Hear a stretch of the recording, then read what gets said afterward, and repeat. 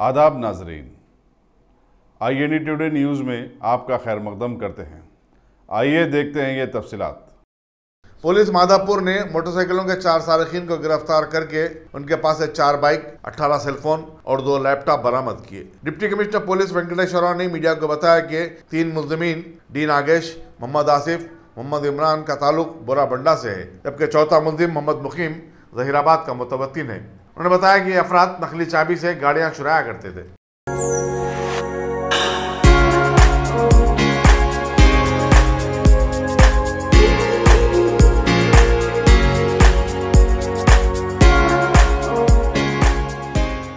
अगर आपने हमारे चैनल को सब्सक्राइब नहीं किया है तो आपको यहाँ सब्सक्राइब बटन दिख रहा है, उसे क्लिक करिए और सब्सक्राइब कीजिए और साथ ही साथ बेल आइकॉन को भी क्लिक करिएगा, जिससे कि आपको ताजा अपडेट मिलते रहे।